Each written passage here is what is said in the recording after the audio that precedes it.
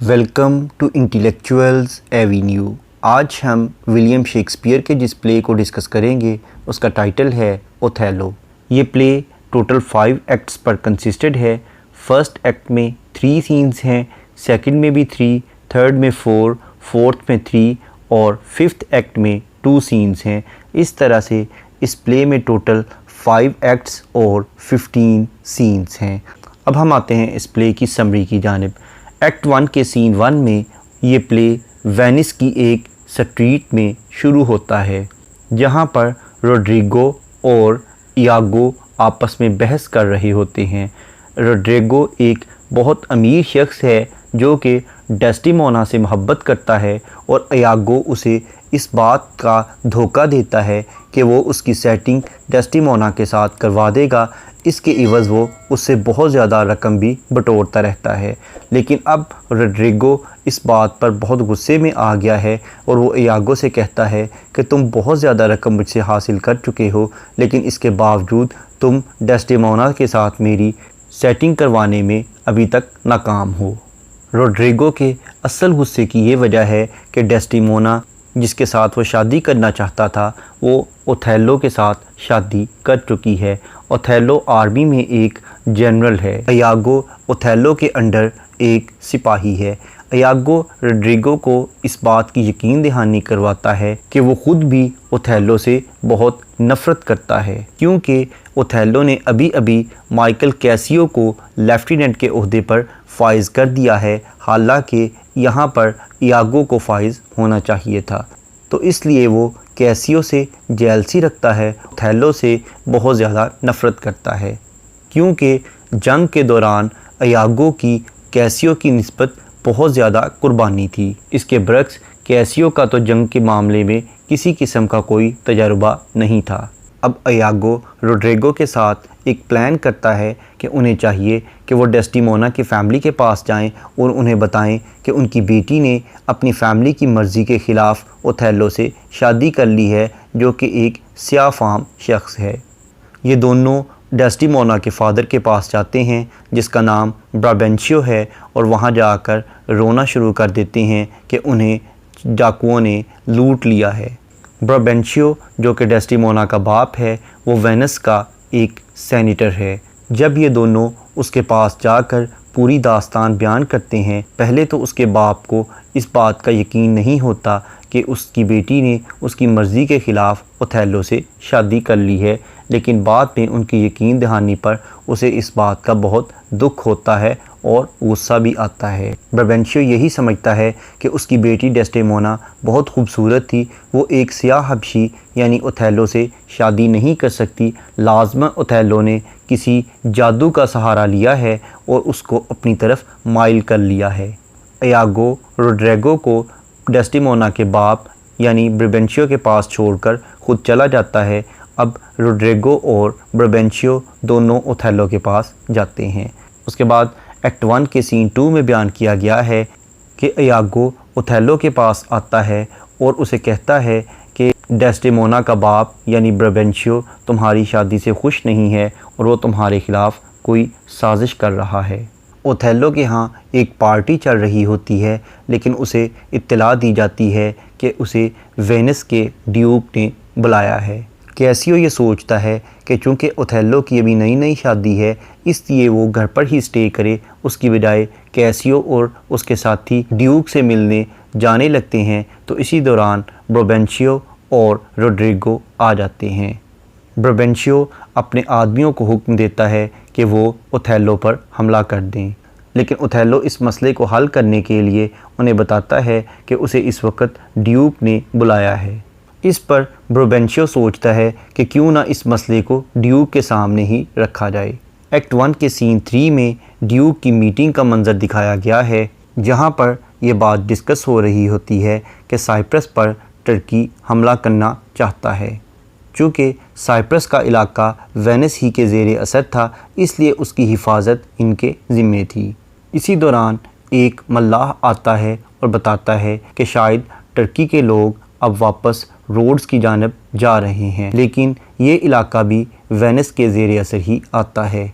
लेकिन एक सेनेटर ये अंदाज़ा लगाता है कि शायद टर्की वालों ने इन्हें धोखा देने की कोशिश की है। वो इन्हें दिखाने के लिए रोड्स की तरफ रवाना हुए हैं, लेकिन वो दोबारा साइप्रस पर ही हमला करेंगे क्योंकि साइप्रस ही टर्क्स के लिए ज़्यादा इम्पॉर्टेंट है। और ये अंदाज़ा बिल्कुल सच साबित हो जाता है क्योंकि इसके बाद एक और मैसेंजर आता है और वो बताता है कि जो टर्क फोर्सेस थीं उन्होंने साइप्रस पर दोबारा से हमला कर दिया है। यानी वो वापस इसलिए गए थे कि ताकि वेनिस के लोग वापस चले जाएं, लेकिन जब ये वापस आ गए तो उन्होंने दोबारा साइप्रस पर हमला कर दिया। अभी ये मीटिंग जारी थी कि ब्राबेंशियो, ओथेलो, कैसियो, इयागो और रोड्रिगो यहाँ पर पहुँच जाते हैं। ब्राबेंशियो अपना केस उनके सामने रखता है कि उसकी बेटी को ओथेलो ने किसी जादू के ज़ेरे असर अपनी तरफ माइल कर लिया है और उसके साथ शादी भी कर ली है। ड्यूक अगरचे ब्राबेंशियो की सपोर्ट करना चाहता है, लेकिन अगर कोई और शख्स होता तो शायद वो ब्राबेंशियो की साइड लेता, लेकिन चूँकि अब मामला ओथेलो का था इसलिए वो ओथेलो को अपनी सफाई का मौका देता है। यानी वो ओथेलो को फेवर करने की कोशिश करता है। ओथेलो कहता है कि मैंने किसी किस्म का कोई जादू नहीं किया, आप चाहें तो ये पूरे का पूरा किस्सा डेस्टिमोना की ज़बानी ही सुन सकते हैं। ओथेलो उन्हें ये भी बताता है कि अक्सर ब्राबेंशियो उससे मिलता था और उससे उसकी ज़िंदगी के हालात, जंगों के वाक़यात और उसके एडवेंचर्स और दीगर मुहिम्मात के बारे में अक्सर पूछा करता था। इस दौरान डेस्टिमोना ने भी बहुत सी कहानियाँ ओथेलो के मुंह से सुन ली और वो इसकी मोहब्बत में गिरफ़्तार हो गई। इससे ड्यूक भी मुतमईन हो जाता है और वो डेस्टिमोना को भी बोलने का मौका देता है। डेस्टिमोना आती है और कहती है कि उसने अपनी मर्ज़ी से ओथेलो के साथ शादी की है और उसे ओथेलो ने किसी किस्म का कोई ज़ोर ज़बरदस्ती या जादू का सहारा नहीं लिया। इस पर ड्यूक कहता है कि डेस्टिमोना को अपने फ़ैसले का हक़ है और वो इस मामले को यहीं ख़त्म करके दोबारा फिर जंग के मामलात पर बात शुरू कर देते हैं। ड्यूक ये डिसाइड करता है कि ओथेलो को टर्क्स के ख़िलाफ़ जंग के लिए साइप्रस जाना होगा। ओथेलो इस बात पर रज़ामंद हो जाता है, लेकिन वो इस चीज़ की इजाज़त मांगता है कि वो अपनी बीवी यानी डेस्टिमोना को भी साथ ले जाना चाहता है, लेकिन ड्यूक कहता है कि उसे अपने बाप के साथ रहना चाहिए, लेकिन इस बात को कोई भी तस्लीम नहीं करता। इसलिए ओथेलो को इजाज़त मिल जाती है कि वो डेस्टिमोना को अपने साथ ले जा सकता है। रोड्रिगो को इस बात पर बहुत गुस्सा आता है कि वो डेस्टिमोना को पाने का आखिरी मौका भी खो चुका है और इयागो उसे मज़ीद तसल्ली देता है और उससे वादा करता है कि वो पूरी कोशिश करेगा कि डेस्टिमोना को उसके पास ले आए। उसके बाद इयागो की फ़र्स्ट सोलिडुकी आती है जिसमें वो ओथेलो से अपनी नफ़रत का जिक्र करता है, क्योंकि उसे ओथेलो से दो बातों की वजह से नफ़रत है। एक तो उसने इयागो की बजाय कैसियो को लेफ्टिनेंट का ओहदा दे दिया और दूसरा ये कि इयागो की बीवी यानी एमेलिया जो है उसे शक है कि उसका ओथेलो के साथ कोई गलत ताल्लुक़ है। अब इयागो ये प्लान करता है कि वो इसी तरीके से रोड्रिगो से डेस्टिमोना के नाम पर पैसे खाता रहेगा और ओथेलो को इस शक में मुब्तला कर देगा कि कैसियो का उसकी बीवी डेस्टिमोना के साथ गलत ताल्लुक़ है। इस बात से वो कैसियो और डेस्टिमोना से मुतनफ़र हो जाएगा। इस तरह से कैसियो को लेफ्टिनेंट के ओहदे से बर्खास्त कर दिया जाएगा और डेस्टिमोना को वो डाइवोर्स कर देगा और वो रोड्रिगो के पास आ जाएगी। एक्ट 2 के सीन 1 में साइप्रस में एक तूफ़ान का जिक्र किया गया है और मोंटेनो कहता है कि शायद टर्की के लोग इस तूफ़ान का सामना ना कर पाएँ, और ऐसा ही होता है। कैसियो मुशाहदा करता है कि वाक़यातन टर्की के लोग इस तूफ़ान को बर्दाश्त नहीं कर पाते और वापस चले जाते हैं। उसके बाद इयागो, उसकी बीवी एमेलिया, डेस्टिमोना और रोड्रिगो के लिए एक नया जहाज़ लाया जाता है और जब पता चलता है कि ओथेलो भी आ रहा है तो उसके लिए एक और जहाज़ का बंदोबस्त किया जाता है। जब ये लोग नए जहाज़ का इंतज़ार कर रहे होते हैं तो कैसियो और डेस्टिमोना एमिलियो को तंग करते हैं कि वो बहुत ज़्यादा बातूनी है। इस पर इयागो को मौका मिलता है और वो औरतों के धोखेबाज होने के बारे में और उनके मुनाफिक होने के बारे में बातें करना शुरू कर देता है। कैसियो डेस्टिमोना को एक साइड पर ले जाता है और उसे बताता है कि ओथेलो भी यहाँ आ रहा है। इयागो इस बात का मुशाहदा करता है कि कैसियो ने डेस्डेमोना का हाथ पकड़ा है और वो प्लान करता है कि अब इसके हाथ पकड़ने के सीन को और उसे एक साइड पर ले जाने की बात को वो ओथेलो के सामने बहुत बढ़ा चढ़ा कर बयान करेगा ताकि वो इन दोनों से मुतनफ़र हो जाए। ओथेलो बहफाजत पहुँच जाता है और डेस्डेमोना से मिलता है और उससे अपनी मोहब्बत का इजहार करता है और उसे किस करता है। इसके अलावा वो साइप्रस वालों का शुक्रिया अदा करता है कि उन्होंने उसको अच्छे तरीके से वेलकम किया और उसकी मेहमान नवाजी की। फिर वो इयागो को ऑर्डर देता है कि वो शिप का सारा सामान उतार दे। रोड्रिगो और इयागो के अलावा तमाम लोग इस चीज़ की खुशी मना रहे हैं कि टर्की के लोगों से हमें लड़ना नहीं पड़ा बल्कि वो खुद ही डूब गए।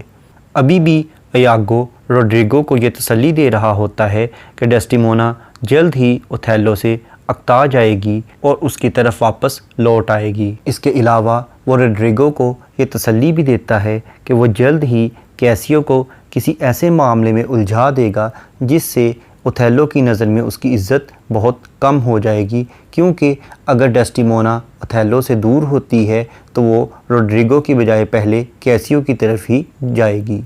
इसके बाद इयागो स्टेज पर तन्हा रह जाता है और वो अपने आने वाले एक्शन से ऑडियंस को मुत्तला करता है, यानी यहाँ फिर उसकी एक सोलिलुकी हमारे सामने आती है।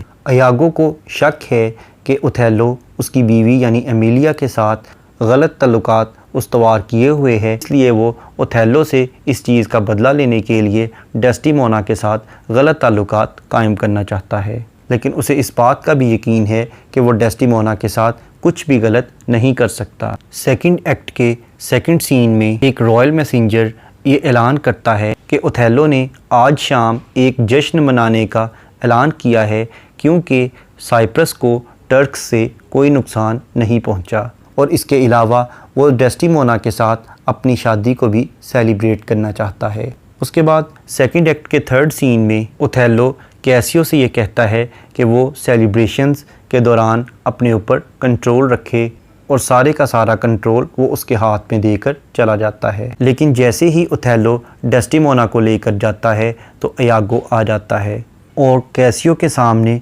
डेस्डेमोना की बदतारीफ़ी करना शुरू कर देता है कि वो एक गलत औरत है, लेकिन कैसियो इस बात से इत्तेफाक नहीं करता। जब इयागो इस साजिश में नाकाम होने लगता है तो वो कैसियो को ड्रिंक करने की ऑफ़र करता है और उसे शराब पिला देता है। जैसे ही कैसियो शराब के नशे में धुत होता है तो इयागो एक और सोलिलुकी करता है, ऑडियंस के सामने अपना प्लान रखता है। वो बताता है कि रोड्रिगो और साइप्रस के 3 लोग मज़ीद आ रहे हैं, वो भी नशे में धुत होंगे और वो कैसियो के साथ इसकी ड्यूटी में शामिल हो जाएंगे। वो कैसियो को कुछ ऐसे काम करने का कहेगा जो कि उसकी बेइज्जती का बाइस बनेगी। इसके बाद कैसियो मोंटेनो और अपने दीगर अटेंडेंट्स के साथ दाखिल होता है। अगरचे उसने बहुत ज़्यादा ड्रिंक किया हुआ है, लेकिन वो अपने दोस्तों को यही साबित करने की कोशिश करता है कि उसने शराब को हाथ तक नहीं लगाया। कैसियो के जाने के बाद इयागो मोंटेनो को ये बताने की कोशिश करता है कि कैसियो एक बहुत अच्छा सोल्जर है, लेकिन उसे इस बात का खौफ है कि कैसियो को बहुत ज़्यादा शराब पीने की आदत है और कहीं ऐसा ना हो कि नशे में धुत होने की वजह से वो अपनी इस ज़िम्मेदारी को अच्छी तरह से ना निभा सके। जैसे ही रोड्रिगो दाखिल होता है, इयागो उसे कैसियो की तरफ भेज देता है। इयागो की बात सुनकर मोंटेनो की कोशिश है कि वो ओथेलो से मिले और उसे कैसियो की शराब नोशी के बारे में बता दे।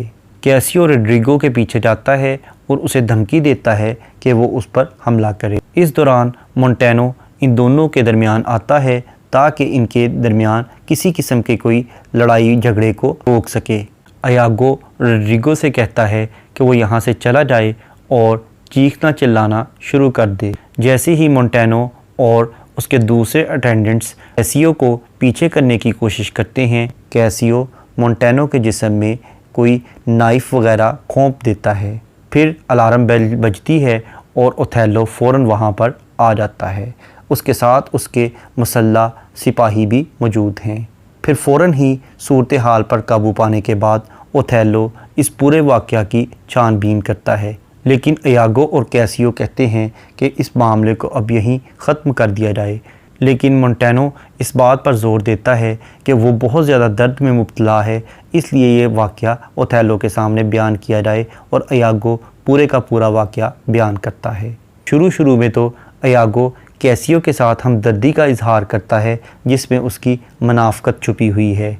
ये कहानी सुनने के बाद ओथेलो इयागो की बातों में आ जाता है और गुस्से में आकर ओथेलो कैसियो को उसके ओहदे से बर्खास्त कर देता है। इस शोर शराबे में डेस्टिमोना की भी आंख खुल जाती है और वो बाहर आने की कोशिश करती है, लेकिन ओथेलो उसे वापस उसके कमरे में भेज देता है और वो उसे कहता है कि वो मोंटेनो के ज़ख़म का कोई हल करके फिर वापस आएगा।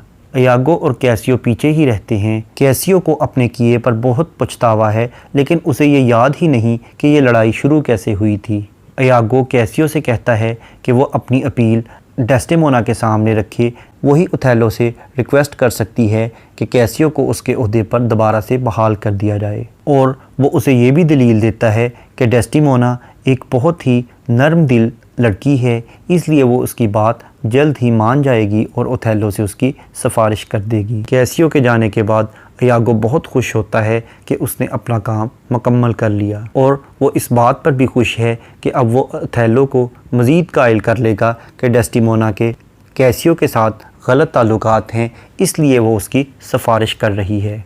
इयागो एक तरफ तो रोड्रिगो को इस बात पर कायल कर लेता है कि वो डेस्टिमोना के ख़िलाफ़ बहुत बड़ा प्लान बना रहा है, और दूसरी तरफ वो ये भी प्लान करता है कि वो अपनी बीवी यानी एमिलिया से कहेगा कि वो डेस्टिमोना से सिफारिश करे कि वो ओथेलो को इस बात पर कायल करे कि कैसियो को उसका ओहदा उसे वापस कर दिया जाए। इस तरह से जब डेस्टिमोना कैसियो और एमिलिया दोनों की बात सुनेगी तो उसका दिल नरम हो जाएगा और वो ओथेलो से सिफारिश करेगी।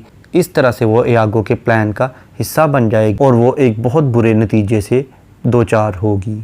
एक्ट 3 के सीन 1 में ये बयान किया गया है कि ओथेलो को खुश करने के लिए कैसियो म्यूजिशियंस का एक ग्रुप बुलाता है, लेकिन ओथेलो उन्हें वापस भगा देता है। कैसियो एक क्लाउन को बुलाता है और उसे कहता है कि वो एमिलिया को बुला के लाए ताकि वो उसे रिक्वेस्ट करे कि वो डेस्टिमोना से कहे उसका ओहदा वापस बहाल करने पर उसकी सिफारिश करे। इयागो कैसियो से कहता है कि वो ऑलरेडी एमिलिया से कह चुका है कि वो किसी न किसी तरीके से कैसियो की डायरेक्ट डेस्टिमोना के साथ मुलाकात करवा दे ताकि वो अपनी बात उसके सामने रख सके। इयागो के जाने के बाद एमिलिया आती है और वो कैसियो को बताती है कि ओथेलो और डेस्टिमोना ऑलरेडी उसी के मामले पर बात कर रहे हैं और डेस्टिमोना कैसियो के हक़ में ही बोल रही है। ओथेलो को कैसियो को बहाल करने पर तो एतराज़ नहीं है, लेकिन जो मोंटेनो की इज़्ज़त पर हरफ आया है वो उसका मदावा नहीं कर सकता।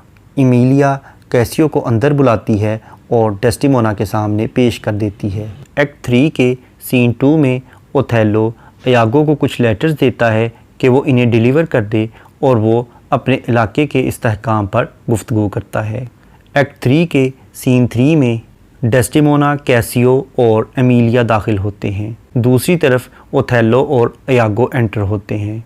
उन्हें देखकर कैसियो फ़ौरन बाहर चला जाता है ताकि डेस्टिमोना अपनी बात उनके सामने आसानी से रख सके। ओथेलो डेस्टिमोना से पूछता है कि क्या ये कैसियो ही था। इस पर इयागो कहता है कि जी, लाजमन ये कैसियो ही होगा। डेस्टिमोना ओथेलो के सामने ये रिक्वेस्ट रखती है कि वो कैसियो को माफ़ कर दे और इसके साथ साथ उसका ओहदा भी बहाल कर दे। ओथेलो कहता है कि ठीक है, मैं कैसियो से इस मामले में बात कर लूँगा। डेस्टिमोना के जाने के बाद इयागो ओथेलो को डेस्टिमोना और कैसियो के लव अफेयर के बारे में बताना शुरू कर देता है। इस पर ओथेलो को बहुत ज़्यादा गुस्सा आता है।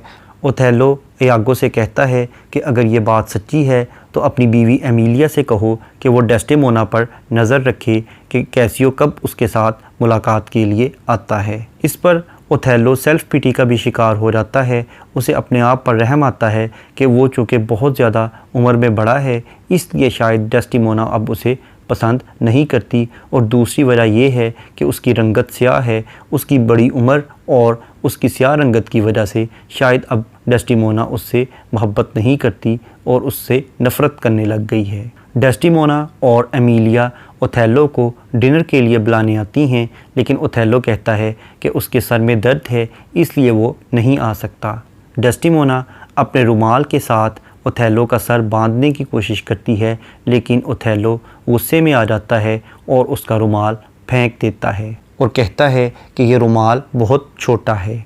डेस्टिमोना और ओथेलो के जाने के बाद एमिलिया वो रुमाल उठा लेती है, क्योंकि उसके हस्बैंड यानी इयागो ने उसे काफ़ी दफ़ा ये कह दिया था कि उस रुमाल को चोरी करके उसे दे दे। अब वो वक्त आ गया है कि एमिलिया ये रुमाल चोरी करके अपने हस्बैंड यानी इयागो को सरप्राइज़ दे सके। ये रुमाल लेकर इयागो बहुत ज़्यादा खुश होता है, क्योंकि वो चाहता है कि इस रुमाल को कैसियो के कमरे में रख दे, ताकि जब ओथेलो इसके बारे में पूछे तो वो कैसियो पर इल्ज़ाम लगा दे कि डेस्टिमोना ने उसे ये रुमाल ख़ुद से गिफ्ट किया है।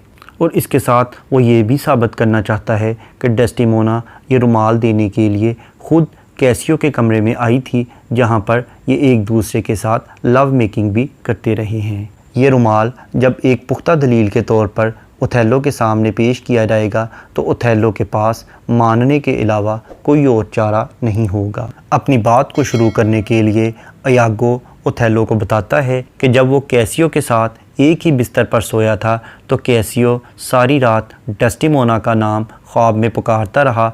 उसने इयागो का हाथ पकड़कर दबाना शुरू कर दिया और उसे डेस्टिमोना समझकर किस करता रहा, और उसने अपनी टांग भी इयागो की टांग पर रख दी थी। यानी वो ख्वाब में यही महसूस कर रहा था कि वो डेस्टिमोना के साथ सोया हुआ है। इस झूठी कहानी को सुनकर ओथेलो को बहुत ज़्यादा गुस्सा आ जाता है। इसके बाद इयागो ओथेलो को मज़ीद गुस्सा दिलाने के लिए ये भी बताता है कि उसने कैसियो को उसी रुमाल के साथ अपना चेहरा साफ़ करते हुए देखा है जो कि डेस्टिमोना ने कैसियो को गिफ्ट किया था, और वो रुमाल डेस्टिमोना ने ख़ुद से नहीं ख़रीदा था, बल्कि ये रुमाल ओथेलो ने ही उसे गिफ्ट किया था। ये बात सुनकर ओथेलो बहुत ज़्यादा तैश में आ जाता है और वो ये अहद कर लेता है कि अब वो हर हाल में डेस्टिमोना और कैसियो से इस बात का ज़रूर बदला लेगा। इस पर इयागो कहता है कि वो इन दोनों से बदला लेने में ओथेलो की भरपूर मदद करेगा। ओथेलो इस बात पर खुश होता है और इयागो से ये वादा कर लेता है कि वो अब कैसियो की जगह इयागो ही को लेफ्टिनेंट का ओहदा दे देगा। एक्ट 3 के सीन 4 में डेस्टिमोना क्लाउन यानी एक मस्खरे को ऑर्डर देती है कि वो कैसियो को बुला कर लाए। उसके जाने के बाद डेस्टिमोना एमिलिया के सामने इस परेशानी का इजहार करती है कि उसका रुमाल नहीं मिल रहा। इतने में ओथेलो भी दाखिल होता है और वो डेस्टिमोना से कहता है कि वो उसे अपना हाथ दिखाए।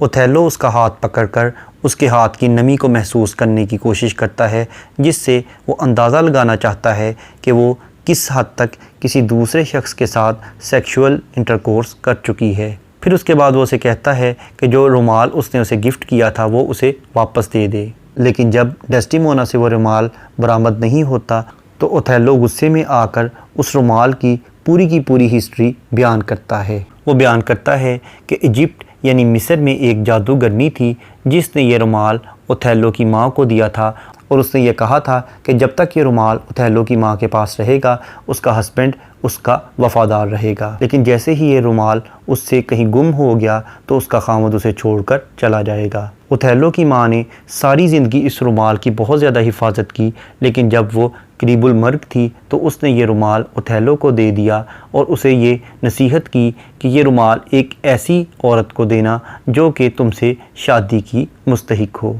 ये कहानी सुनकर डेस्टिमोना कहती है कि रुमाल उसी के पास है, लेकिन अभी उसे मिल नहीं रहा। लेकिन ओथेलो उसकी किसी बात पर यकीन नहीं करता। ओथेलो का गुस्सा देखकर एमिलिया को बहुत ज़्यादा पछतावा होता है कि उसने ये रुमाल क्यों इयागो को दे दिया।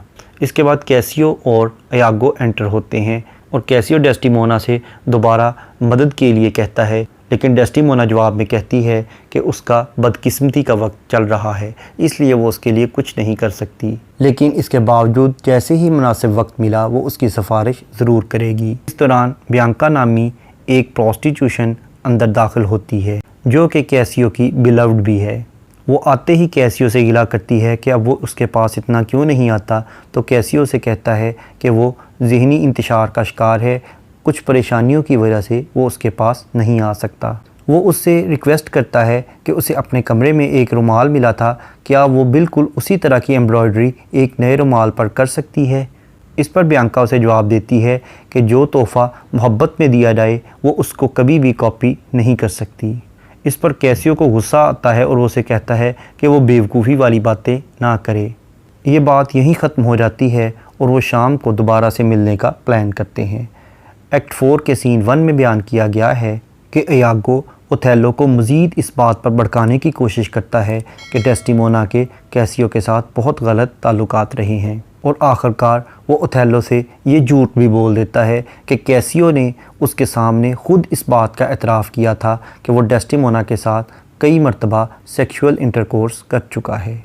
दूसरी तरफ इयागो कैसियो को ये बताता है कि ओथेलो को एपिलेप्सी के दौरे कई दफ़ा पड़ चुके हैं, इसलिए उसे चाहिए कि वो ओथेलो से ज़रा दूर ही रहे।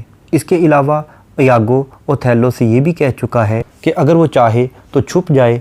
उसके बाद जैसे ही कैसियो आएगा तो वो उसके सामने उससे एतराफ़ करवा लेगा कि वो डेस्टिमोना के साथ किस तरह के रिलेशन कायम कर चुका है और वो दिल में ये प्लान भी कर चुका है कि जैसे ही ओथेलो छुपेगा और कैसियो उसके सामने आएगा तो वो उससे बियांका के बारे में पूछेगा और कैसियो बियांका के बारे में बता रहा होगा, लेकिन ओथेलो यही समझेगा कि कैसियो डेस्टिमोना के साथ अपने ताल्लुकात की वजाहत कर रहा है और ये प्लान बिल्कुल इसी तरह से कामयाब हो जाता है। कैसियो उसे रुमाल की भी पूरी स्टोरी बयान कर देता है और ये कहता है कि आज रात के खाने पर वो उससे मिलेगी।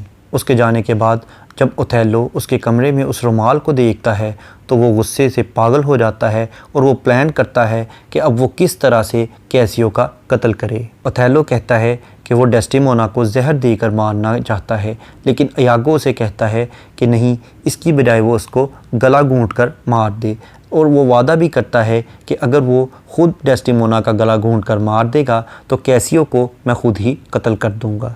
डेस्टिमोना और लोडविको आते हैं। लोडविको वेनिस से एक मैसेंजर के साथ आया है जिसे ड्यूक ने भेजा है और वो आते ही ओथेलो से कैसियो के बारे में मुख्तलिफ़ सवालात पूछकर उसे इरिटेट करना शुरू कर देता है और डेस्टिमोना ओथेलो को मज़ीद इरिटेट करती है जब वो कहती है कि वो लोडविको के तमाम सवालात का जवाब दे और लोडविको ओथेलो से ये भी कहता है कि उसे वेनिस में वापस बुलाया गया है और साइप्रस में कैसियो को उसके ओहदे पर बहाल करने का भी कहा गया है। जब डेस्टिमोना को इस बात का इल्म होता है कि अब वो साइप्रस से वापस जा रहे हैं तो वो बहुत ज़्यादा खुशी का इजहार करती है, लेकिन ओथेलो को इस पर बहुत ज़्यादा गुस्सा आता है।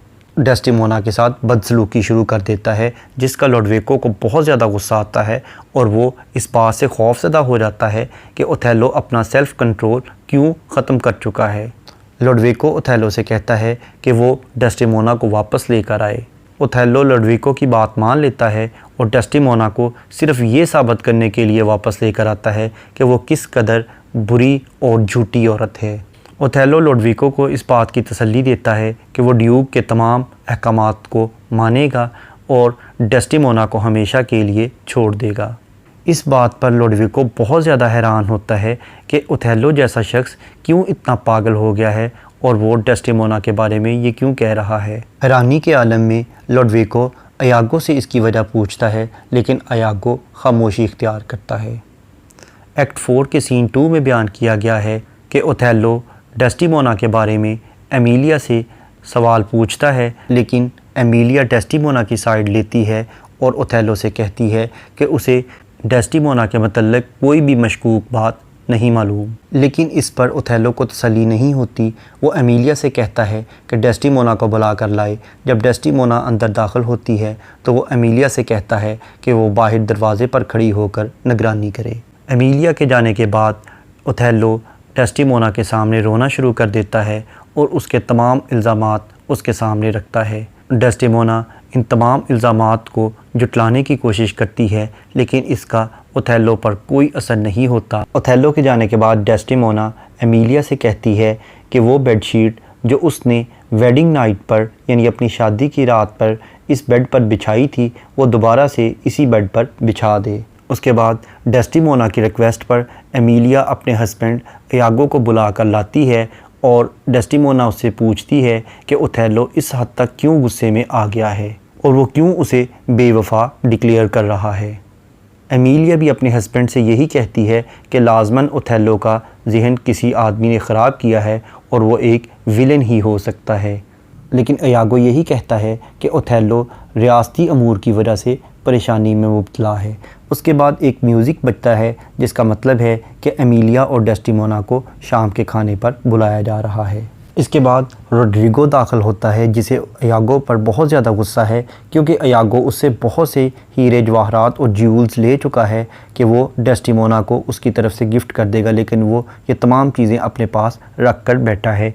इस पर इयागो उसे ये तसल्ली देता है कि ओथेलो को अफ्रीका के इलाके मैरिटानिया में बुलाया जा रहा है और उसे वहीं अपॉइंट कर दिया जाएगा, लेकिन वो उसे ये भी कहता है कि अगर ओथेलो डेस्टिमोना को यहीं छोड़कर चला गया तो डेस्टिमोना कैसियो के साथ ताल्लुकात उस्तवार कर लेगी, इसलिए अगर वो डेस्टिमोना को हासिल करना चाहता है तो ओथेलो के जाने के बाद वो कैसियो को कत्ल कर दे।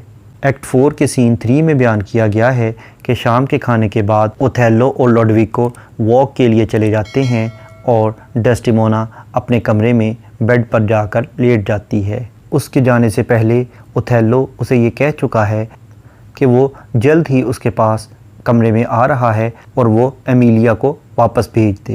डेस्टिमोना को इस बात का इल्म है कि अब ओथेलो उसे कत्ल करने का मंसूबा बना चुका है, इसलिए वो एमिलिया से कहती है कि अगर ओथेलो ने उसे कत्ल कर दिया तो जो उसकी वेडिंग नाइट वाली बेडशीट थी उसी को उसका कफन बना दे। उसके बाद डेस्टिमोना एक गीत गाती है जिसको विलो कहते हैं। इस गीत में एक ऐसी औरत का जिक्र किया गया है जो कि मोहब्बत में नाकाम हो गई थी। वो बताती है कि ये गीत उसने अपनी माँ की नौकरानी से सुना था। उसका नाम बार्बरी था। ये गीत गाते हुए ही उसकी डेथ हो गई थी जब उसे मोहब्बत में नाकामी का सामना करना पड़ा था। ये गीत गाने के बाद डेस्टिमोना को एडल्ट्री यानी ज़िनाकारी का ख्याल आता है और वो एमिलिया से पूछती है कि क्या वो अपने हस्बैंड को दुनिया की दौलत के इवज़ छोड़ सकती है। इसके जवाब में एमिलिया कहती है कि वो हीरे जवाहरात और पूरी दुनिया के इवज़ भी अपने हस्बैंड को कभी भी नहीं छोड़ सकती और ना ही उसके साथ धोखा कर सकती है। एमिलिया ये भी कहती है कि औरतों में भी मर्दों की तरह ही सेक्स की हवस पाई जाती है और अगर मर्द अपनी औरतों को धोखा देते हैं तो वो ये इल्ज़ाम भी औरतों पर ही लगाते हैं कि उनके धोखे की वजह से उनका दिल उनसे अचाट हो गया था और उन्होंने दूसरी औरतों में दिलचस्पी लेना शुरू कर दी। डेस्टिमोना इसके जवाब में कहती है कि अगर उसके साथ बुरा किया जाए तो तब भी वो जवाब में अच्छा ही करेगी। इसके बाद वो अपने बेड पर चली जाती है। एक्ट 5 के सीन 1 में बयान किया गया है कि इयागो और रोड्रिगो कैसियो का इंतज़ार कर रहे हैं जो कि बियांका से मिलने आ रहा है। इन दोनों ने अपने हाथों में हथियार पकड़े हुए हैं कि ताकि जैसे ही कैसियो आए उस पर वो हमला कर सकें। रोड्रिगो इयागो को ये समझाने की कोशिश करता है कि वो कैसियो को कत्ल ना करें, लेकिन इसके बावजूद इयागो नहीं मानता और आहिस्ता से वहाँ से चला जाता है। जैसे ही कैसियो दाखिल होता है रोड्रिगो वही तलवार उसके सीने में घोंप देता है, लेकिन ये तलवार कैसियो की आर्मर यानी उसकी ज़िरा में ही फंस जाती है। जवाबी वार के तौर पर कैसियो रोड्रिगो के सीने में तलवार घोंप देता है। उसके बाद इयागो आता है और वो कैसियो की टांग में अपना खंजर घोंप देता है। टांग में खंजर लगने से कैसियो वहीं गिर जाता है, लेकिन उसे ये नहीं मालूम कि उस पर वार किसने किया था। इसी लम्हे ओथेलो दाखिल होता है। जब वो कैसियो की चीखें सुनता है तो उसे इस बात पर यकीन हो जाता है कि इयागो ने कैसियो को कत्ल कर दिया है। इस बात से खुश होकर वो वापस अपने बेडरूम की तरफ जाता है ताकि वो डेस्टिमोना को कत्ल कर सके। कैसियो और रोड्रिगो की चीखों पुकार सुनकर लोडविको और ग्रेजियानो अंदर आते हैं, लेकिन अंधेरे की वजह से उन्हें कुछ भी दिखाई नहीं देता और वो ये सोचते हैं कि अंधेरे की वजह से वो ज़ख्मियों की मदद करने की बजाय ख़ुद किसी साजिश का शिकार ना हो जाएं। इयागो दिया लेकर आता है और वो कैसियो को तलाश करने की कोशिश करता है। उस वक़्त कैसियो इयागो से मदद की भीख मांगता है और उसके बाद वो रोड्रिगो पर झुकता है, लेकिन वो कैसियो को छोड़कर पहले रोड्रिगो की तरफ आता है और उसके सीने में खंजर घोंप देता है। लेकिन अभी तक लोडविको और ग्रेजियानो ने इयागो को नहीं देखा क्योंकि वहाँ पर अंधेरा है। इयागो के जाने के बाद ये दोनों कैसियो के पास आते हैं और उससे उसके ज़ख्मी होने की वजह पूछते हैं। इसी दौरान बियांका भी वहाँ पर आ जाती है और वो कैसियो के ज़ख़म को देखकर चीखना चिल्लाना शुरू कर देती है। इयागो कैसियो से हमला आवर के बारे में पूछता है, लेकिन कैसियो उसको कोई वजाहत नहीं पेश कर सकता कि उसके साथ क्या हुआ है। इयागो कैसियो से कहता है कि वो इस बात का इल्ज़ाम रोड्रिगो पर लगा दे, लेकिन कैसियो कहता है कि वो तो रोड्रिगो को जानता तक नहीं।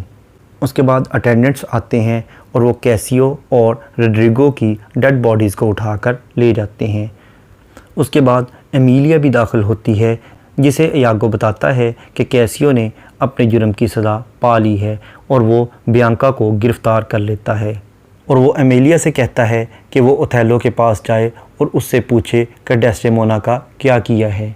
एक्ट 5 के सीन 2 में ये बयान किया गया है कि एक मोमबत्ती उठाए हुए ओथेलो डेस्डेमोना पर झुकता है। वो एक मर्तबा उसे किस करता है। इसके बाद वो उसे जगा कर कहता है कि अब वो मरने के लिए तैयार हो जाए।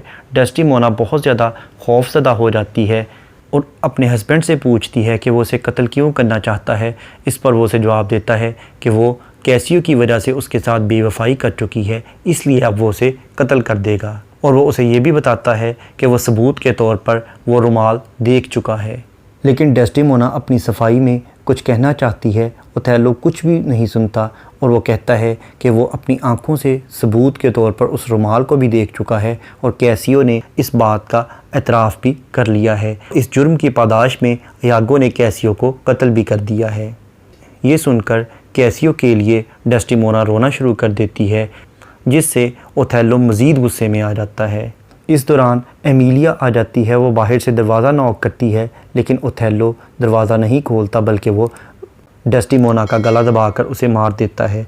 और वो अपने आप को एक रहमदिल तसव्वुर करता है, क्योंकि उसने डेस्डेमोना को कत्ल करते हुए उसे ज़्यादा तकलीफ़ नहीं दी, बल्कि बहुत जल्द उसे मार दिया। ओथेलो पर्दा पीछे करता है और एमिलिया को अंदर बुलाता है।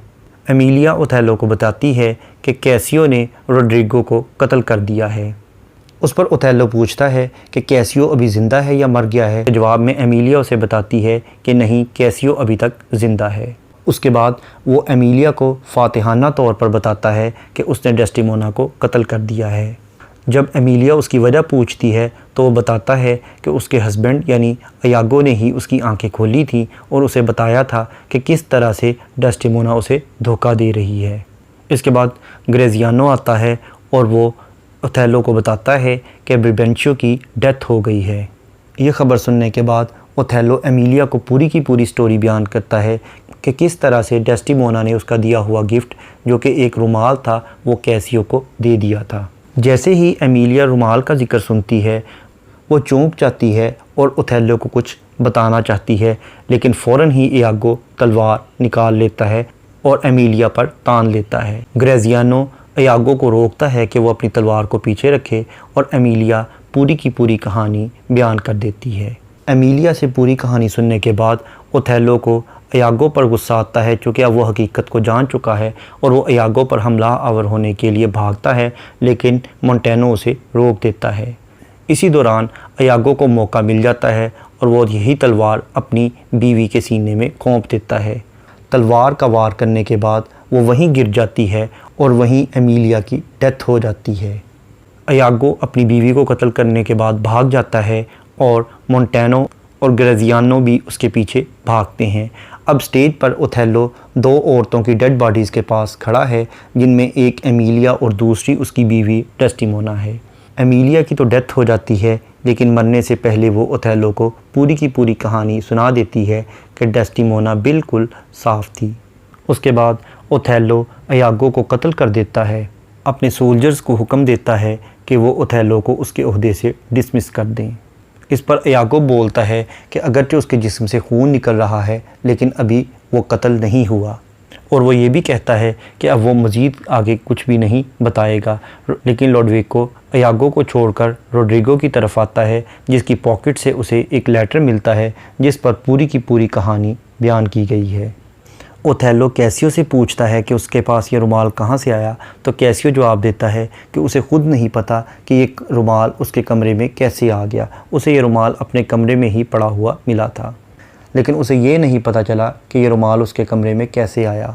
उसके बाद लोडविको ओथेलो से कहता है कि वो उसके साथ वेनिस चले जहाँ पर उसका ट्रायल चलाया जाएगा। उसके बाद ओथेलो वहाँ से एक खंजर उठाता है और अपने सीने में घोंप लेता है और अपनी बीवी यानी डेस्टिमोना की डेड बॉडी के साथ ही गिर जाता है। यहाँ पर यह प्ले ख़त्म हो जाता है। इसके बाद अगर हम इस प्ले के थीम्स को देखें तो इसमें लव यानी मोहब्बत का थीम मिलता है। इसके अलावा रेशियल प्रेजुडिस यानी नस्ली तासुब का थीम मिलता है कि ओथेलो की स्याह रंगत की वजह से डेस्टिमोना का फ़ादर उससे नफ़रत करता था। फिर इसके अलावा जेलसी का थीम मिलता है कि इयागो जेलसी की वजह से किस हद तक पहुंच जाता है। फिर उसके बाद अपीयरेंस वर्सेस रियलिटी का थीम मिलता है कि हकीकत कुछ और होती है लेकिन बज़ाहिर कुछ और नज़र आती है। फिर इसके अलावा एक्सपेक्टेशंस और आउटकम का थीम मिलता है। इसके अलावा मैनहुड और हॉरर का थीम मिलता है। फिर इसके अलावा वुमनहुड और सेक्सुअलिटी का थीम मिलता है। यहाँ पर यह प्ले ख़त्म हुआ। विलियम शेक्सपियर के दीगर प्लेस को डिटेल में समझने के लिए इसी चैनल यानी इंटेलेक्चुअल्स एवेन्यू पर विलियम शेक्सपियर के प्लेस की प्लेलिस्ट को विज़िट करें, जिसका लिंक नीचे डिस्क्रिप्शन बॉक्स में मौजूद है। Thank you for attending this lecture.